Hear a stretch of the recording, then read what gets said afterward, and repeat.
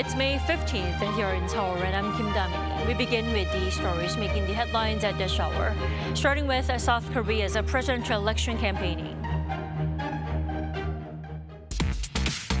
Democratic Party candidate Lee Jae-myung will spend the fourth day of official campaigning in Jeollanam-do province on Thursday to solidify the party's traditionally firm grip in the region. The Conservative People Power Party's Kim Moon-soo and the Reform Party's Lee Jun-seok are back in the metropolitan area to woo voters. A trade ministers meeting of the Asia-Pacific Economic Cooperation APEC is taking place in South Korea's Jeju Island for 2 days starting Thursday. Tariffs and economic cooperation will top the agenda, along with the rise of digital tools like AI. The very first ceasefire talks between Russia and Ukraine are set to take place in Istanbul, but without Russian President Vladimir Putin. U.S. President Donald Trump will also not be there for what many were waiting for, a three-way summit with Ukrainian President Volodymyr Zelenskyy. The three main runners invested the last 2 days in courting voters in the country's southeastern region. They are now splitting ways, with the Liberal Party's Lee Jae-myung hitting Jeollanam-do province on Thursday after campaigning in Busan and Gyeongsang-do province on Wednesday. Our Shin Ha-young has more. Democratic Party presidential candidate Lee Jae-myung began his Wednesday campaign in Busan. He first paid tribute at the UN Memorial Cemetery there that honors fallen soldiers who fought and died under the United Nations flag during the Korean War. He said he is giving his all to win and urged everyone to vote, saying the future of the country was on the line. Our goal is not a landslide, but it's to win, no matter what. While some are optimistic, we expect the race to be very close. To boost Busan's local economy, Lee pledged to move the Ministry of Oceans and Fisheries and the country's largest shipping carrier to Busan. I don't make impossible promises. I will move the Ministry of Oceans and Fisheries to Busan. I'll also make sure HMM, the largest shipping company in Korea, moves here. Lee's visit to Busan is part of his campaign across the southern regions, traditionally considered conservative strongholds, as he aims to win more support there than in the last election. After Busan, he visited Changwon in Gyeongsang-do province. There, he emphasized national unity, saying the upcoming election isn't just about choosing a president. It's about people's lives, their future, and the direction of the country. He also said that both the party and he himself are ready to serve as tools for the people, asking for their support. Lee then headed to Gyeongsang, a major hub of the shipbuilding industry. Ahead of the visit, Lee announced his shipbuilding policy, pledging to strengthen South Korea's position as a maritime powerhouse through what he called K-shipbuilding. In a social media post, he said he aims to make Korea a leader in the global market for smart and eco-friendly ships, while also developing special ships and ship maintenance as new growth engines. He also promised support for developing green fuel-powered ships and digitalizing the entire shipbuilding process. He decided to continue his campaign on Thursday in Jeollanam-do province and will visit Gwangyang, Yeosu, and Suncheon. 신하영, Arirang News. And the conservative camp's Kim Moon-soo has begun day 4 of campaigning back here in Seoul, reaching out to commuters this morning. Now, on Wednesday yesterday, he wrapped up campaigning in the southeast with emphasis on nurturing science and tech sectors. Our Kim Do-yeon has more. For the third straight day on Wednesday, People Power Party's presidential candidate Kim Moon-soo campaigned in the Gyeongsang-do region, hitting cities in Gyeongsang-do province to be exact. As the cities in the province are specialized in their own industries with a focus on science and tech, as he visited Korea Aerospace Administration in Sacheon, he pledged better investment in the science sector with more administrative power by creating Deputy Prime Minister for Science and Tech. Why do we need a deputy prime minister for science? It's because it shows the nation's will, which means budget and power, and this is the only way to yield results. Anything said other than this doesn't matter. Kim Moon-soo says without science and technology, there is no future, adding that while it may not bring in votes, any leader who cares about Korea's long-term growth must invest heavily in the field. He also revealed his pledge on science and research, which included measures to support research and development in general. But one aspect that stood out was his pledge to send a man to the moon in 2032 and have a Mars rover project by 2045. Also during his visit to Doosan and Ability in Changwon, Kim praised the company's resilience through Korea's nuclear phase-out and pledged full support if elected president, especially in advancing SMR technology and leaving politics out of industries. Doosan is a company for the Czech Republic's Dukovany power plant project. Kim is now expected to wrap up his first extended visit to a region and return to the capital region. To wrap up, Kim started off in Seoul, then went southward, stopping by Daejeon and ending up in Daegu on the first day. For day 2, he started in Daegu, then went to Ulsan and ended in Busan, all major metropolitan cities, and did his tours around Gyeongsang-do province. This region is typically known as a conservative stronghold. For reference, throughout the Gyeongsang-do region, there are 65 congressional districts, and during last year's general election, only 6 parliamentary seats were won by the liberal side. That said, a lot has happened since the general election, and Kim could be trying to solidify his supporter base first, then head to other regions. Kim Do-yeon, Arirang News. And the Reform Party candidate Lee Jun-suk is also back here in Seoul to garner support in the capital area. Marking Teachers' Day today here in the country, is sitting down with the teachers to listen to their voices. Yesterday, on Wednesday, he spent the day in Busan targeting younger voters at universities. There, he carried out his campus cafeteria outreach by having lunch with younger voters, which he'll continue to do so at a university in Seoul on Thursday. Also, while in Busan, he pledged to push ahead with the construction of the new international airports on Gadok-do Island and a new baseball stadium. A trade ministers' meeting of APEC members is taking place on South Korea's Jeju Island for 2 days starting Thursday. Now, ahead of the event, APEC members on Wednesday agreed to establish a fund for young people. Our Bae-eun-ji tells us more. Member economies of the Asia-Pacific Economic Cooperation have unanimously approved to establish a fund aimed at supporting and empowering young people. This was agreed upon during a 2-week-long senior officials meeting in South Korea, which will be held up until this Friday. More than 3,000 officials from APEC member states have gathered here at the southern resort island of Jeju for the second senior officials meeting and other related meetings, as South Korea gears up to successfully host the APEC summit later this year. This idea of a future youth fund was earlier proposed by South Korea last November at the APEC summit in Peru. The Korean government announced Wednesday that it plans to provide an initial contribution of $1 million.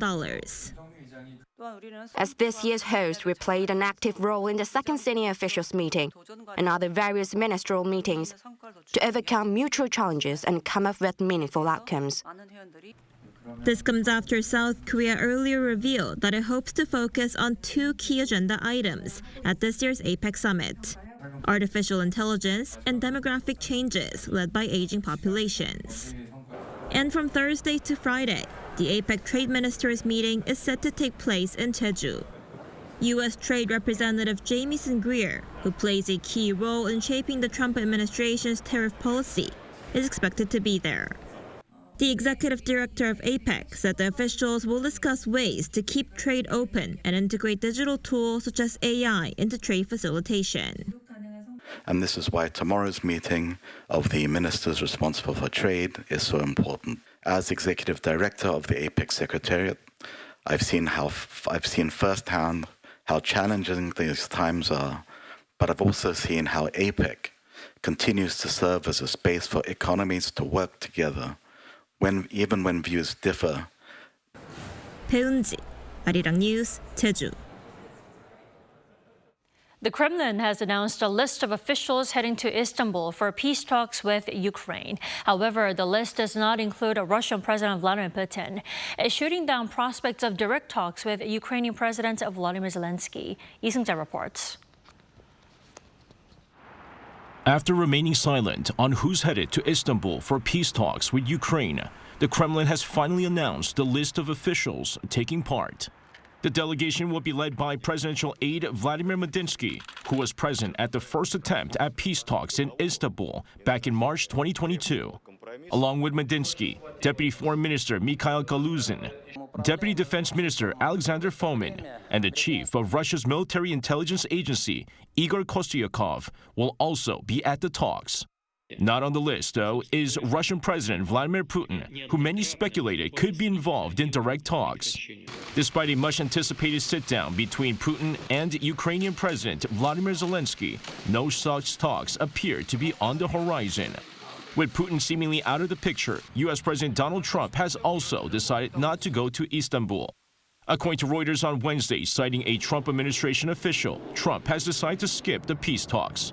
The U.S. leader has said over the past week that he was considering coming to mediate talks, raising hopes for a trilateral summit between the leaders of the U.S., Russia, and Ukraine. Zelenskyy had called on both leaders to come to Istanbul and also said the presence of Trump could have a major impact on the negotiations. Lee Seung-jae, Arirang News. The Kremlin's list of officials attending Ukraine peace talks in Turkey revealed that Putin thought it was better not to sit down with his Ukrainian counterpart Zelenskyy for the negotiations. We discussed this more with Professor Robert Lawrence. Welcome, Professor Lawrence. Good morning. Thank you for having me. Thanks for joining us. So, Professor Lawrence, why do you think Putin decided to skip the ceasefire talks this time? I think there are a few issues as to why he decided not to come. First of all, it's probably a bit too early in the process for Russian standard operating procedure. Like in Soviet times, the Russians tend to scrupulously plan out high-level talks, with advanced teams laying down the groundwork before high-level talks actually take place.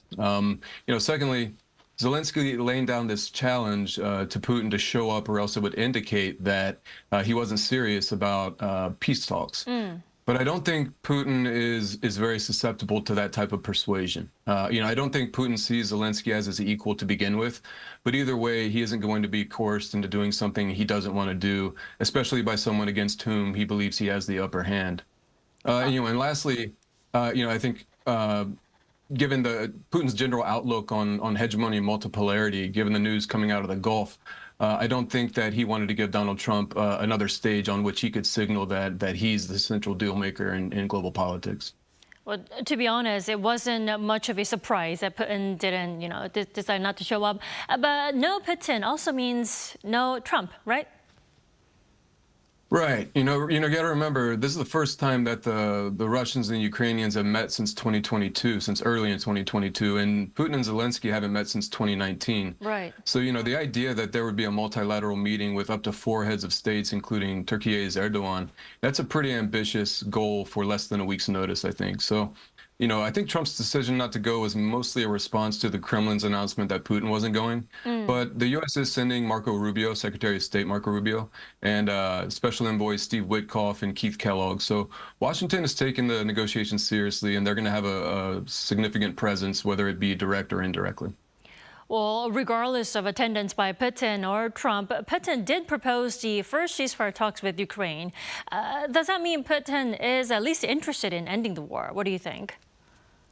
Well, he's a notoriously difficult person to read, so it's tough to say definitively. But, he countered this 30-day ceasefire proposal with a proposal of his own to resume talks with Kiev with no preconditions. He says he's serious about negotiations and he wants a long-lasting peace, but he also talked about eliminating root causes of the conflict about which the two sides fundamentally disagree. So this kind of maximalist messaging is very similar to what it was in 2022, which leads one to presume that he might be buying time rather than trying to negotiate an actual end to the war right now. On the other hand, it could be a negotiation strategy for him to maximize gains while he believes he has the upper hand at the table. Right, but it is a progress that the two sides are taking time to sit down to talk about it. But what do you think will be the main agenda during the first round of negotiations? Will it be territory, security guarantees? Yeah, okay, so according to the Russian Deputy Foreign Minister, Sergei Ryabkov, the agenda is going to be about root causes, a sustainable settlement, ground realities, and territorial concerns. These are to conclude, according to him, denazification of the Ukrainian government.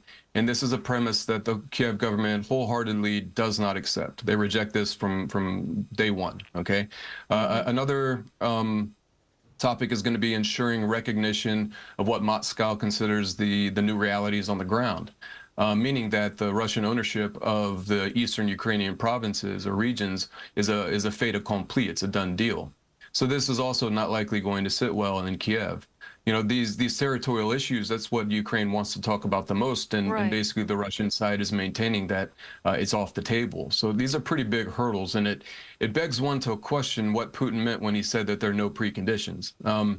So, this view of the substructure of these negotiations is so different from the two sides that I think it's going to be a challenge just to get the ball rolling. Well, according to you, it'll be a challenge to draw an end to the war this time. But how much progress out of the talks do you think will be considered, fruitful or at least successful out of the first round of negotiations? Yeah, well, Moscow's sending a relatively low-level delegation, and the signaling thus far coming from the Kremlin and the Russian press is pretty pessimistic. The deputy foreign minister said that his side is seeing incompetence in their counterparts, and they doubt their capacity for negotiations. So, that kind of messaging leading up to the negotiations, it doesn't exactly exude a lot of confidence in the efficacy of this meeting, So, I think people should temper their expectations of these negotiations. The two sides haven't met since 2022, so just getting, like you said, getting back to the table is a significant step. Right. As far as success goes, it could be measured in simply the completion of talks, but also, maybe with the intention of having another talk in a timely manner, maybe bringing higher level officials from Russia this time, and if things go exceptionally well, some sort of a ceasefire. But we also have to make sure that that both parties adhere to the ceasefire if that comes about. All right, Professor Lawrence, thank you so much for joining us this morning. You have a good one. My pleasure. Thank you for having me. Bye-bye.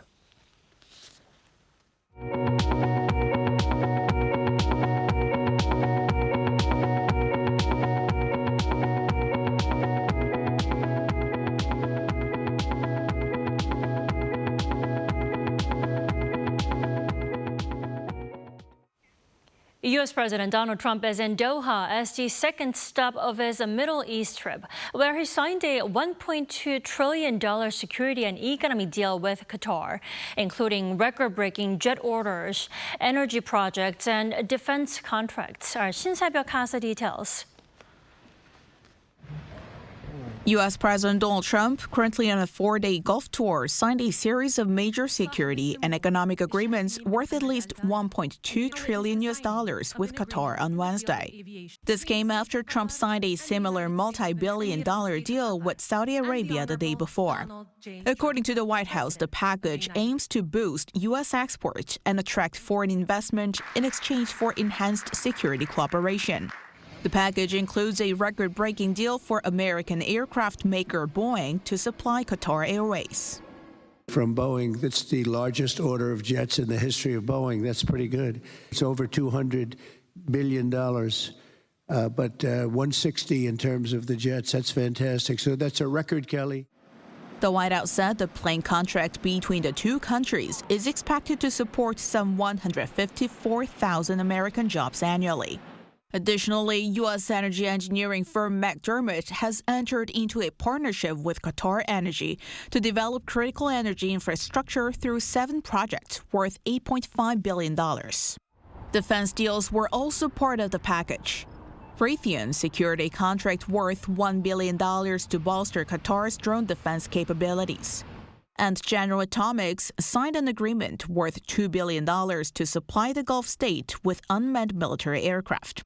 The White House added that both sides signed a letter of intent to strengthen security cooperation, including support for Qatar's air and maritime defense systems and burden sharing at the Al Udeid Air Base, which is the largest U.S. military base in the region. Trump is set to conclude his trip on Thursday with a final stop in the United Arab Emirates. 신세벽, Arirang News. The Panmunjom tour program, which was suspended due to heightened tensions between the two Koreas, will resume this week after 18 months. According to the Ministry of Unification on Thursday, the Panmunjom tour, which was suspended over safety considerations, will resume on Friday as a special tour program. Now, the special tour is only available to a select group. Friday's tour will involve 17 students from the National Unification Education Institute's Unification Policy Leadership course. The tour was completely suspended in July 2023 after a U.S. soldier crossed over to North Korea from the site.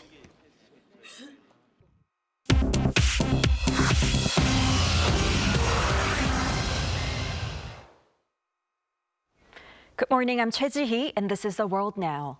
Following U.S. President Donald Trump's reinstatement of a maximum pressure policy on Iran and a series of recent nuclear talks between Washington and Tehran, the United States has issued new sanctions targeting Iran's ballistic missile program. On Wednesday, the U.S. Treasury Department unveiled fresh sanctions aimed at curbing Iran's efforts to domestically manufacture components for ballistic missiles. The announcement came during President Trump's visit to Saudi Arabia, where he emphasized the need for Iran to cease its nuclear ambitions and activities aimed at destabilizing the region. He stated that Iran must stop sponsoring terror and end its support for regional proxy groups. He also made an appeal to Iran to reach a nuclear deal amid ongoing indirect negotiations between the U.S. and Iran mediated by Oman. He expressed his hope to see Iran thrive and mentioned that he is counting on Qatar to help facilitate the process. To strengthen relations with Latin America and increase China's influence in the region, Chinese President Xi Jinping hosted a summit with leaders from Latin America following a previous summit with his Brazilian counterpart. On Tuesday, President Xi convened the 4th ministerial meeting of the China CELAC Forum in Beijing and welcomed Presidents Luiz Inácio Lula da Silva of Brazil, Gustavo Petro of Colombia, and Gabriel Boric of Chile. There, China pledged an approximately $10 billion credit line to support projects in Latin America and offered visa-free travel to citizens of some countries in the region. Colombia has also joined China's Belt and Road Initiative, and agreements have been made for more cooperation in clean energy, artificial intelligence, and infrastructure development. Pope Leo XIV will officially inaugurate his papacy with a Mass in St. Peter's Square in the Vatican on Sunday, May 18th. During the Mass, he will receive the pallium, a white woolen stole worn over the shoulders, and the fisherman's ring, traditional symbols of papal authority. While addressing members of the Eastern Catholic churches on Wednesday, he vowed every effort to work for peace in the Middle East and Ukraine. The pontiff has also made his first social media post on his official Instagram and X accounts on Tuesday, reiterating peace. The new pope shared several photos of his first few days after being elected on May 8th, along with the message, "Peace be with you all," in English and several other languages. In Austria, two new giant pandas from China, female Lan Yuan and male He Feng, found new homes in Vienna's Schönbrunn Zoo on Wednesday. The 5-year-old panda's arrival follows the return of the zoo's previous panda pair to China in late 2024 and is part of a new round of a 10-year conservation cooperation between Austria and China, which began in 2003. The China Wildlife Conservation Association and Schönbrunn Zoo have prepared and made every effort to ensure the safe and smooth arrival of the young pandas to the zoo after they underwent a quarantine period since their initial arrival in Vienna in April. The pandas can now be seen by the public in their newly renovated enclosure at the zoo.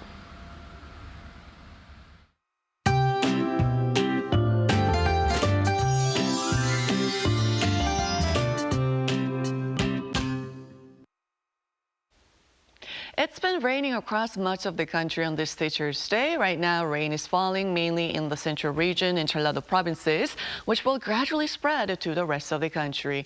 And this round of rain will not be a long-lasting event. Most areas will see it clear up by the afternoon with 5 to 20 millimeters in the forecast. Today's rain will bring a pause to the early summer warmth we've had. July-like temperatures in Daegu will cool down this afternoon.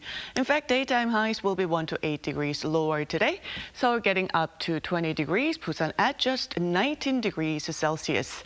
Then we do have more rain in the forecast for tomorrow, affecting the southern regions in Jeju.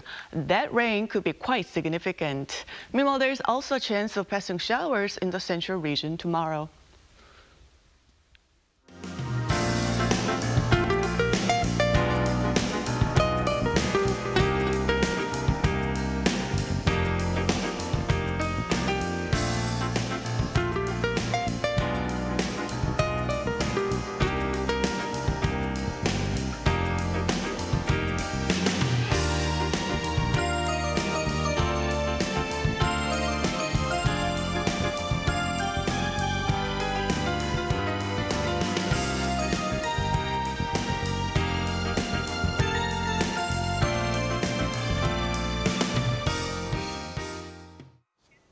We thank you for watching New Day at Arirang. Arirang News will be back at 5 p.m. Korea time. Until then, goodbye.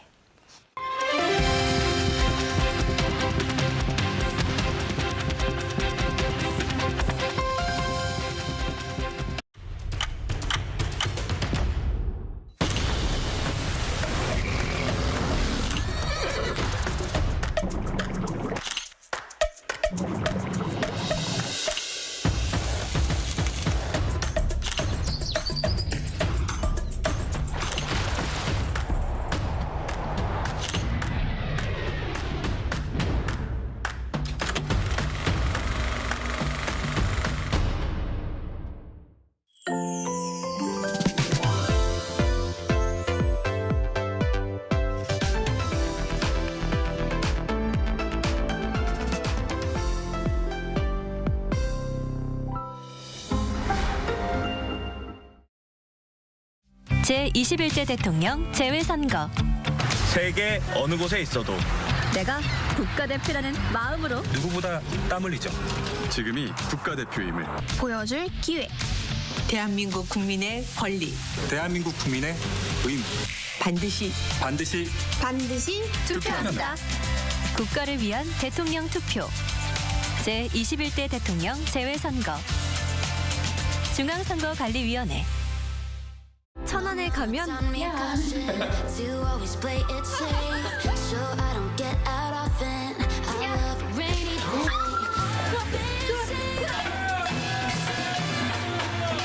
재밌다 이거.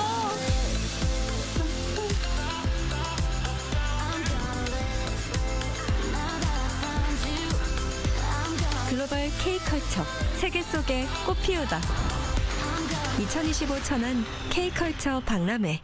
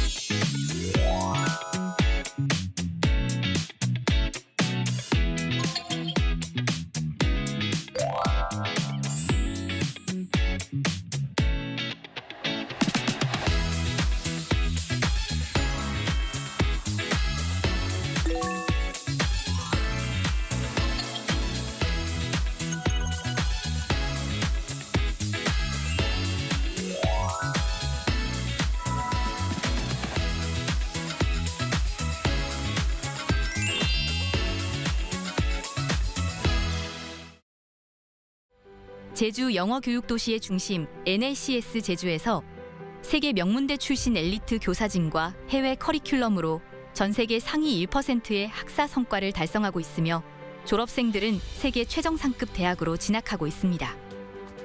전인적인 성장과 함께 꿈을 찾아가는 특별한 교육의 가치. 글로벌 동문 네트워크로 계속됩니다.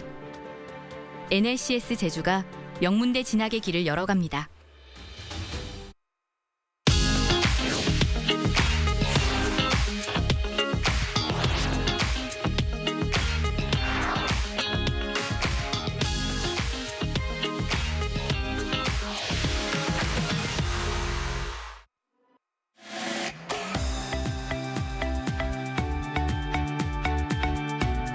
We're here to bring a new type of news show. New insights, new styles, and new topics every day.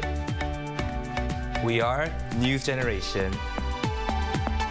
Bring news just for you. It's Thursday, May 15th here in Seoul. I'm Songjin, and welcome to News Generation. Joining us today is Im Sang-yeok. Happy Thursday, everyone. Happy Thursday, and Julian Kim. Thank you for having me today. Thank you for joining us. Now, both are here to speak on behalf of those in their 20s and 30s. So as usual, we're going to begin our show with our keyword news. Our keyword for this Thursday is nickname.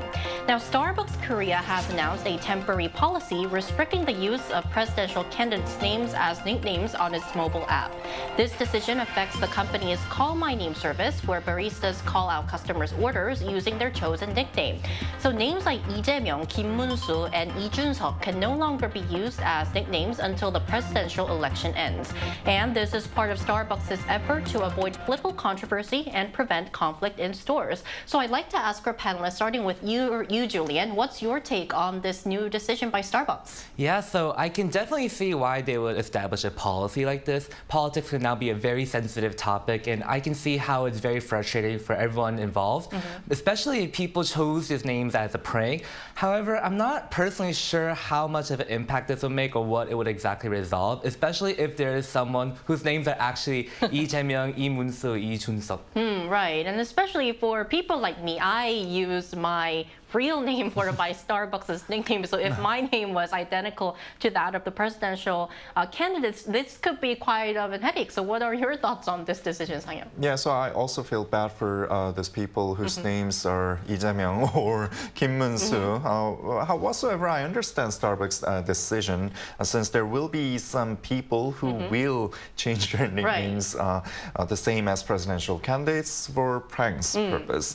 And this could go against South Korea's Election Act. The election campaign by all presidential candidates must comply with the methods designated by the National Election Commission, or otherwise they could be punished. So, for example, when candidates post banners, ads on online websites, there must be a quote notifying that this banner is for advertisement purpose. Also, ads through movie theaters or media platforms other than what has been designated or stipulated in the Election Act are banned as well. And also using AI or deepfake is also prohibited.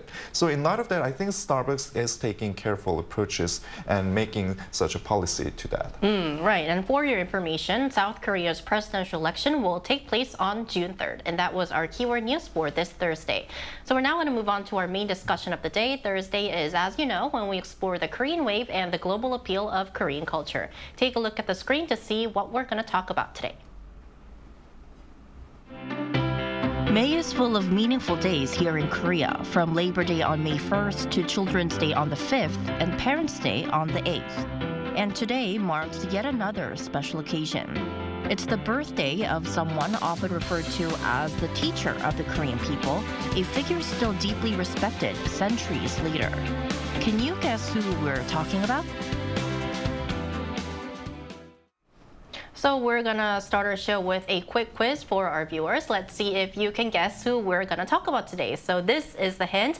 He's widely regarded as the most respected king of Korea's Joseon dynasty, and he's the face on Korea's 10,000 won bill, or the Banwon bill. So I guess some of our viewers might know the answer to our question today, but Sang-yeon, for those who might not know, please tell us the answer. Well, as many of you have guessed, the figure is King Sejong. Right. So he's one of the most renowned kings in the Korean histories, and also one of the most popular king among Koreans. And by the way, his face is also printed on Korean currency, the 10,000 won bill. Right. And Julian, for our viewers, just give us a little bit of a background about King Sejong.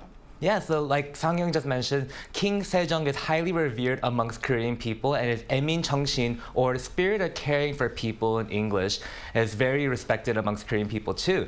We will discuss this more in detail later, but he is also very well regarded for creating the Korean writing system, Hangul, and dramatically increasing literacy rates in the country too. His contributions have made a huge impact on our culture, heritage, and our language. Definitely. And today is actually the first time that King Sejong's birthday, which is May 15th, is being marked as a government-designated commemorative day. There is going to be a special celebration taking place near Gwanghwamun Gyeongbokgung Palace this evening. So Sang-yeon, tell us more about what makes King Sejong such an iconic figure in Korea that the government even designated this as a commemorative day. Yeah, so first of all, today is the birthday of King Sejong, and he made numerous accomplishments throughout his life. And I think he's mostly known for creating the Korean alphabet, Hangul. So previously, people of Joseon dynasty used Chinese characters or Hanja instead of their own letters.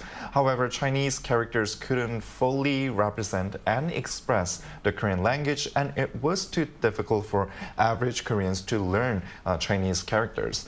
This made King Sejong frustrated and motivated him to invent Hangul.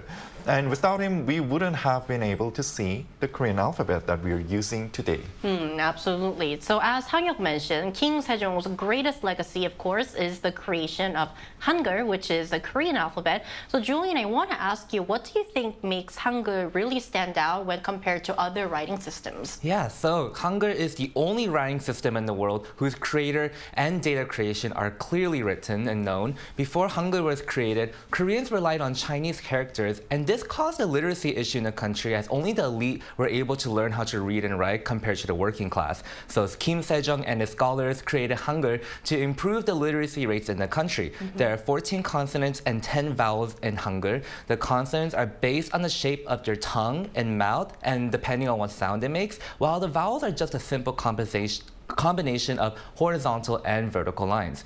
This makes Hangul very logical, intuitive, and one of the few writing systems in the world that is considered easy to learn. There are even records that explain the principle behind its creation, and in 1997, UNESCO recognized the excellence of Hangul and designated it as a memory of the world, helping preserve the learnings and traditions of our country's writing system. Right. So now, these days, with the Korean wave gaining momentum around the world, more people are starting to learn Korean and other parts outside of Korea. So Sang-kyung, I want to ask you, do we have any stats or stories that show just how big the global interest in Hangul has become? Yes, so in fact, there are many countries that are adopting Korean as their official second language. And also there are some overseas schools that are teaching Korean language in their curriculum. So for the past 10 years, the number of overseas schools teaching Korean language doubled up from 1,111 schools in 2014 to 2,154 schools in 2024, as you can see here on the screen. Now, if you look at the countries, Japan had the largest number of schools treating Korean in their curriculum, standing at 578 schools, followed by the United States, Thailand, Brazil, and Sri Lanka. And also the number of students learning Korean also increased throughout the years from 160,000 in 39 countries during 2020 and climbing all the way up to 200,000 in 47 countries as of 2023, as you can see here in the bar graph.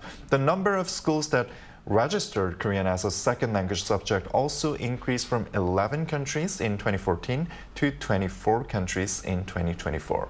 And during the same period, for countries that adopted Korean in their national college entrance exam also went up from 4 countries to 10 countries. And these countries are New Zealand, Bulgaria, Uzbekistan, Thailand, Australia, France, and etc. Very interesting stats. And Julian, I want to ask you, do you have any other more examples that could really show how much people around the world are interested in picking up the language? Yeah, so starting this year, Korean language test scores can now be used for college entrance exams in Hong Kong. The test of proficiency in Korean, also known as the TOPIK test, is officially recognized as a valid score and can be submitted for university applications, which is the first place in the world to actually do so. As a result, the number of TOPIK test takers is on the rise, doubling from 220,000 in 2020 to 430,000 as of the end of August 2024. The number of overseas test takers has significantly grown, leading to an increase in test sessions. Outside of Korea, this test has been offered only about 3 times a year in 6 countries last year, but starting next year, it will be held annually 6 times in 13 countries. The TOPIK exam is now held in countries like Mongolia, Indonesia, the Philippines, Romania, and the United States. Additionally, we're also seeing a rise of students using digital resources where textbooks are not as accessible. I see. So for more insight into this rising global passion for the Korean language, we'll soon be joined by a young person from India who's currently studying Korean. Stay tuned.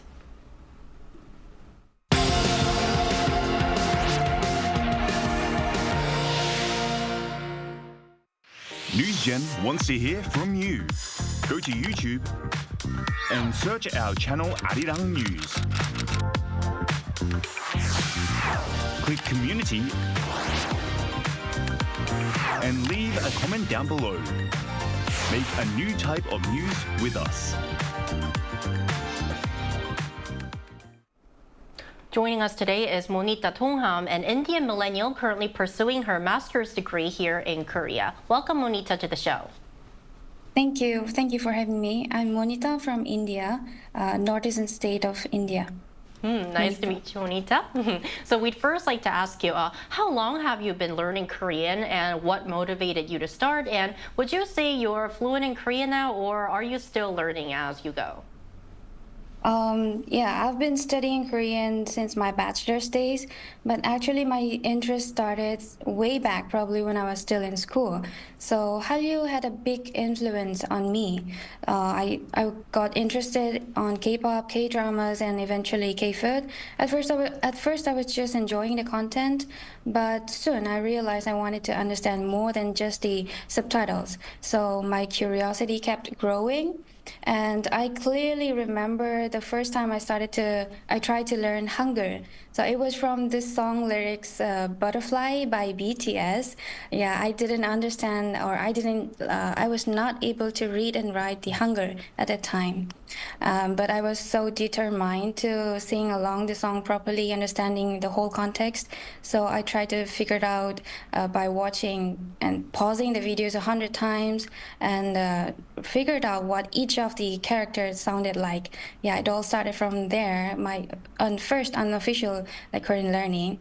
But today I feel pretty confident on my speaking skills.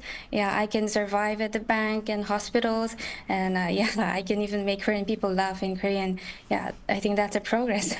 Yeah, I still make occasional mistakes here and there, but yeah, that's all part of the learning journey, I guess. Okay, so you must have spent numerous time and energy to raise your Korean ability to the level that you feel confident right now. Then, Monita, what has been the toughest part of learning Korean for you? Yeah, so the toughest part for me would be 띄어쓰기, spacing in between words. Yeah, first of all, that was the a little bit hard part for me, and the second one would be understanding the subtle nuances of the language. So you have to understand the whole mood of the the environment, the tone, and the body language and everything. One simple word would mean different meanings. Like for instance, 괜찮아요 could mean yeah, I'm okay, but in other cases, it would mean I'm not okay, but I don't want to talk about it. Yeah, and such differences. Yeah, and the toughest part would be understanding Hanja, the Chinese roots. Yeah, it can one single word it would have several different meanings. Yeah, it felt like a mental gymnastics at times, but yeah, I see that as well as part of what makes the language so beautiful and the best fun part to learn of them. Yeah, I think all these challenges have made learning so wonderful and rewarding. They pushed me to think more deeply and understand the whole context and cultural context as a whole. Yeah, that's something that I've come to really appreciate. Yeah, I can definitely empathize with your struggles with learning Korean. So just to wrap things up, what do you find the most exciting or enjoyable about learning and studying the language? It would be definitely being able to have a conversation with the Korean people in your own language, and to be able to think that it's my own language when you have the conversation. So I feel that's really interesting. And one interesting thing was that it feels really familiar with my own language, my mother tongue, Maitaylon, which is the official language of my state, Manipur. So I feel so close to it since it has the same honorific structure and sentence structure like SOV. Yeah, that's really interesting and feel close to the language itself. Yeah. All right, Monita, thank you so much for sharing your experience today, and I hope you have a great Thursday. Thank you. Thank you so much for having me. Thank you.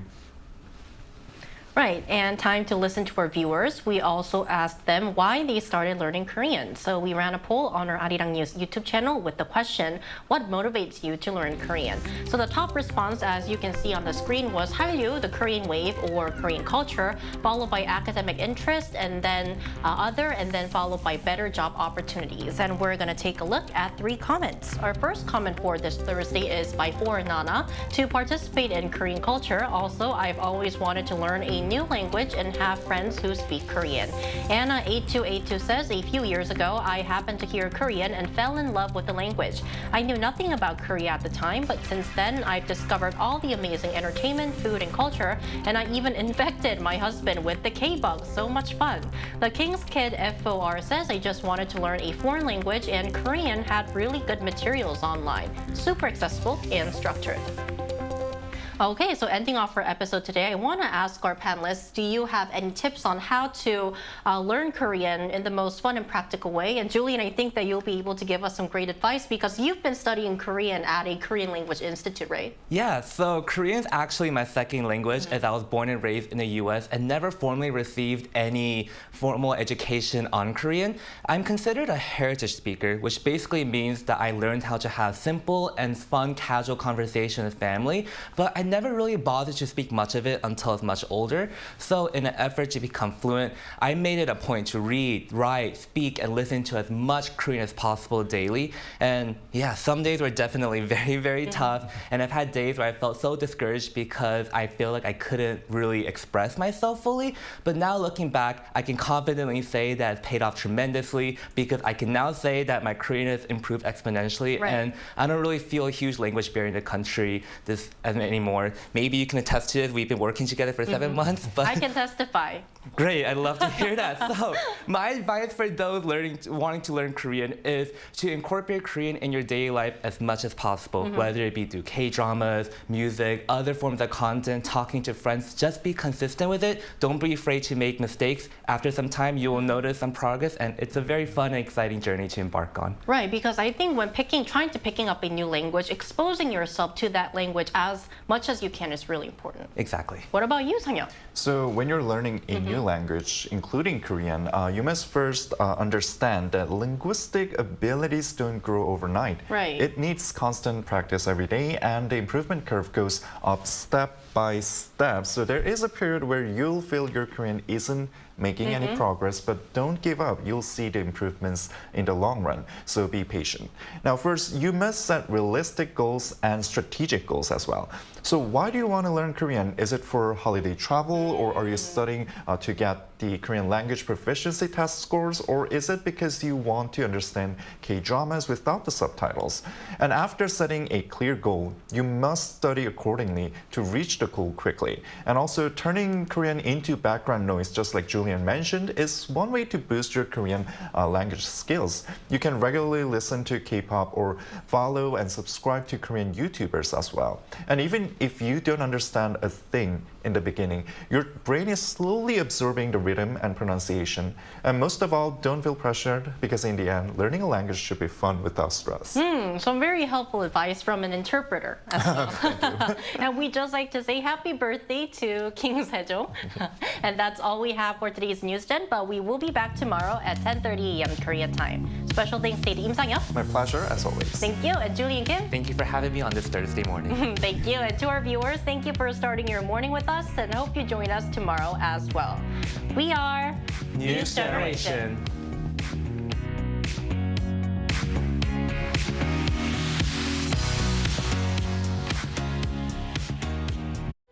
제주 영어 교육 도시의 중심 NLCS 제주에서 세계 명문대 출신 엘리트 교사진과 해외 커리큘럼으로 전 세계 상위 1%의 학사 성과를 달성하고 있으며 졸업생들은 세계 최정상급 대학으로 진학하고 있습니다. 전인적인 성장과 함께 꿈을 찾아가는 특별한 교육의 가치. 글로벌 동문 네트워크로 계속됩니다. NLCS 제주가 명문대 진학의 길을 열어갑니다.